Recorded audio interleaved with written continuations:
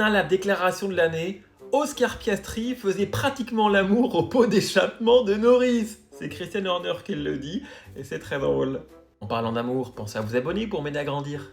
Et c'est très drôle. Et c'est vrai que quand on regarde la première partie du Grand Prix, pendant 20 tours, les deux, ils sont en train de se battre et la McLaren n'abîme pas ses pneus. Ce qui est vraiment impressionnant, c'est la façon dont ils parviennent à se suivre, sans que leurs pneus ne s'abîment. Oscar a pratiquement fait l'amour avec le pot d'échappement de la voiture de Norris et ses pneus sont restés protégés. C'est vrai qu'après cette course, chez Red Bull, c'est assez préoccupant. Regarde, sur les 3 dernières courses, Sauber a marqué plus de points que Red Bull. Et dites-vous qu'on n'a pas vu ça depuis 2007. En effet, la meilleure des Red Bullières, donc Tsunoda, a fini 2 tours derrière le leader. Et la dernière fois qu'on avait vu ça, c'était à Monaco en 2007.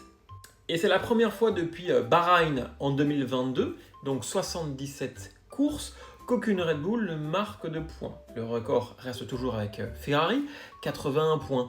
En revanche, moi je pense que oui, le Grand Prix était catastrophique, mais pour défendre Red Bull, Max Verstappen se prend un drapeau jaune au pire moment en qualification. Il se fait avoir au virage 3 en course, il ne peut, il peut rien faire du tout.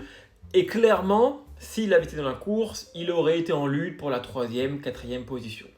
Ce qu'en revanche, on peut noter, c'est que s'il n'y a plus Verstappen, l'écurie est nulle part. Et là, je pense que c'est un plus gros problème. Parce qu'on sait qu'à la régulière, Max, il est là. Mais sans Max, Red Bull, c'est la catastrophe. Et quand on sait qu'il pourrait partir l'année prochaine, je me demande vraiment ce que pourrait faire cette écurie si le Néerlandais quitte l'écurie.